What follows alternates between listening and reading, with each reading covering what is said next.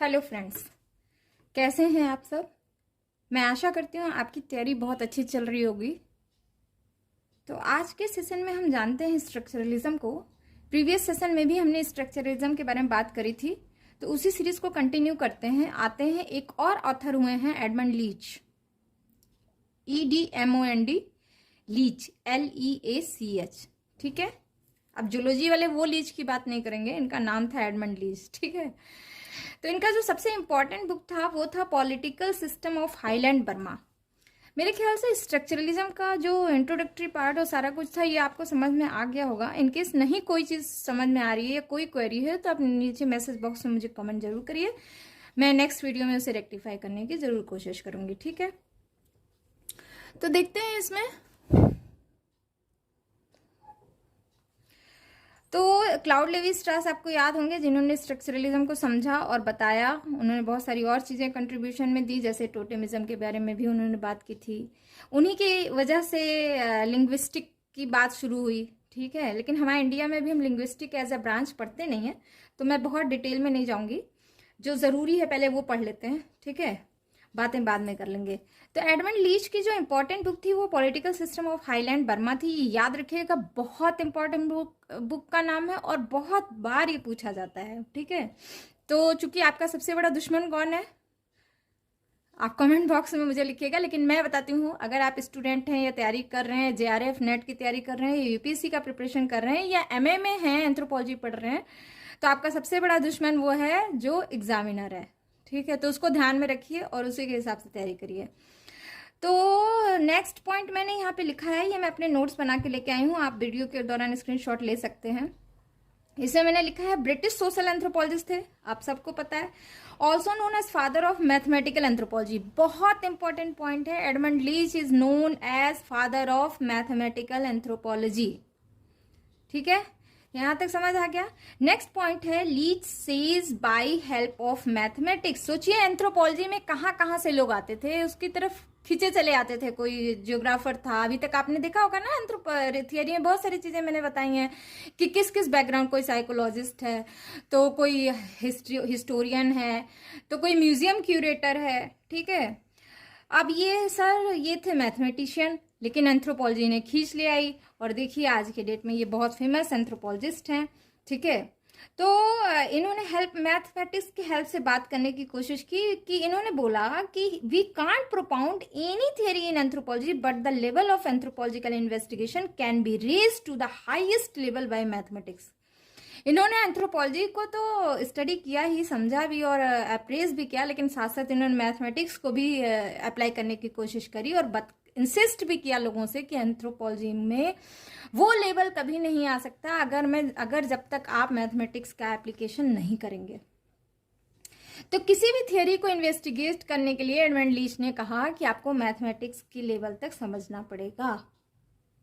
ठीक है, he has written a number of articles in which he has taken help of mathematics. The most remarkable one is Jingfao kinship terminology.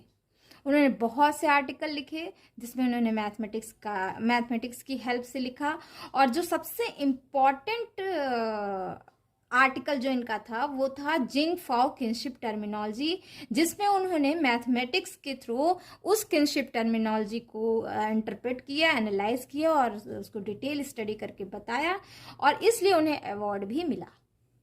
समझ रहे हैं? तो ही awarded this book has सब title an experiment into anthropological algebra. इस book का जो एक सब टाइटल दिया गया था, उस सब टाइटल का नाम था an experiment into anthropological algebra. Algebra आप जानते होंगे, जो मैथमेटिक्स के होंगे, बीजगणित को कहते हैं। ठीक है, नेक्स्ट पॉइंट जो इनका कंट्रीब्यूशन था, उनकी बुक थी, हिज बुक जो ऊपर मैंने बात की है, political system in highland Burma. अब हम अपने बुक पे आ जाते हैं, थियरी पे। इनकी बुक थी political system in highland Burma. It serves as milestone in anthropology, deals with political system in 3 communities, Gumsa, Gumlao, Shan. बहुत इंपॉर्टेंट है, ये तीनों कम्युनिटी कई बार पूछ लेता है कि जो एडमंड लीच थे उन्होंने किन 3 कम्युनिटी थी जिन पर स्टडी किया था, वो थे कुंशा, कुमलाओ, शान। याद रखिएगा, कुंशा, कुमलाओ, शान। KUM, थोड़ी सी राइटिंग यहाँ बहुत अच्छी नहीं बन पाई है, तो आप एक बार बुक भी कंसल्ट कर लीजिएगा।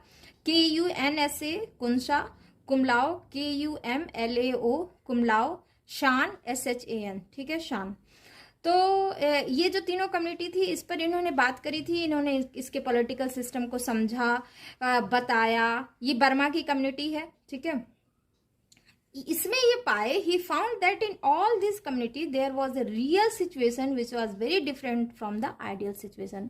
अगर आपको याद होगा तो मेलिनोव्स्की ये स्ट्रक्चरलिज्म की जब हम बात, अरे सॉरी, क्लाउड लेवी स्ट्रास और स्ट्रक्चरलिज्म की बात हो रही थी, तो उसमें हमने बात करी थी ना मैकेनिकल स्टैटिस्टिक्स और ये सारी चीज़ों की बात की थी। तो यहाँ भी इन्होंने पाया कि जब ये स्टडी करने लगे ना पॉलिटिकल सिस्टम की, तो उन्होंने पाया कि जो कम्युनिटी थी वहां पे जो सिस्टम था, पॉलिटिकल सिस्टम, वो एक्चुअली रियलिटी में बहुत डिफरेंट था। जो आइडियल सिचुएशन होना चाहिए था, जो उसमें प्रिवेलेंट था भाई कि ऐसे ऐसे है, लेकिन जब वहां पे गए तो वहां पे देखा कि भाई ये तो बहुत ज्यादा डिफरेंट है। तो real situation was very much different from the ideal situation. समझ आई बात?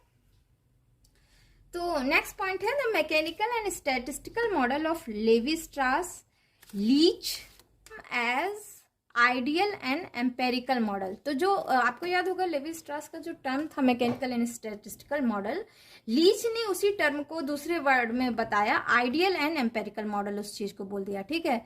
तो जो उनका मैकेनिकल क्या था, आइडियल था, एम्पेरिकल क्या, स्टैटिस्टिकल क्या था, इनके हिसाब से एम्पेरिकल हो गया, ठीक है।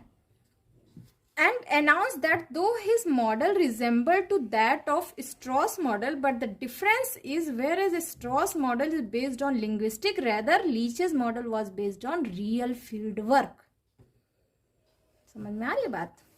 तो सब कुछ ऑलमोस्ट सेम था, कॉन्सेप्ट सब चीज सेम था। बात वही थी कि जो भाई आइडियल सिचुएशन अलग होते हैं, रियल सिचुएशन अलग होते हैं, आइडियलिस्टिक बातें कुछ और होती हैं, रियल रामायण महाभारत में कुछ और लिखा है, लेकिन मेरी सोसाइटी में बहुत सारी चीजें ऐसी होती हैं जो हम फॉलो नहीं करते हैं, इवन हम खुद फॉलो नहीं करते हैं।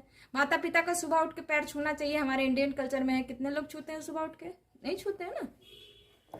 तो ideal real situation is different from the ideal situation. तो वही बात यहाँ पे है। तो लेकिन कैसे डिफरेंट हुआ उनका काम और इनका काम? बात यह है कि इनका कॉन्सेप्ट लेवी स्ट्रास का कॉन्सेप्ट जो है लिंग्विस्टिक बेस्ड था, और वो रियल फील्ड वर्क पे नहीं था, वो जो है डिफरेंट टेक्स्ट और स्क्रिप्ट्स को पढ़ के किए थे। और यहाँ पे ये प्रॉपरली गए थे बर्मा में, और वहाँ पे 3 कम्युनिटी में स्टडी किया था पॉलिटिकल सिस्टम पे, और वो प्रॉपर एथनोग्राफी वगैरह किए, केस स्टडी किए, और तब ये कॉन्सेप्ट लेके आए कि भाई ऐसा है, देयर इज सम डिफरेंस। तो एक और कॉन्सेप्ट आता है न्यू स्ट्रक्चरलिस्ट। तो एक्चुअली हर जो ऑथर है ना, जो भी बड़े बड़े इंटेलेक्चुअल पर्सन होते हैं ना, वो अपने आप को एक थोड़ा सा एक बोस्ट नेचर आ जाता है, बोस्टिंग नेचर आ जाता है। तो हर कोई अपने आप को एक नॉमेनक्लेचर देने लगता है। तो एक्चुअली लीच अपने आप को कहते थे कि I am not a structuralist, I am a new structuralist. तो ये पॉइंट आप जरूर ऐड कर दीजिएगा जब भी लीच के बारे में लिखिएगा। ये कई बार ऑप्शनल में भी, ऑब्जेक्टिव में भी पूछ लेता है, हु इज न्यू स्ट्रक्चरलिस्ट या who claimed himself new structuralist. तो आप उस पर आंसर करेंगे एडमंड लीच को, ठीक है। तो स्ट्रक्चरलिज्म वाले थियोरी के चैप्टर में आप इसे जरूर ऐड कर लीजिएगा, न्यू स्ट्रक्चरलिज्म, और एडमंड लीच को भी ऐड कर लीजिएगा, और अपने नोट्स बनाते रहिए, इस नोट्स का भी हेल्प लेते रहिए। कोई भी क्वेरी हो, नेक्स्ट टॉपिक आएगा आपका, नेक्स्ट थियोरी क्या आएगा? Culture personality school. तो वो मैं नेक्स्ट वीडियो में डिस्कस करूंगी। Thanks for listening, bye bye.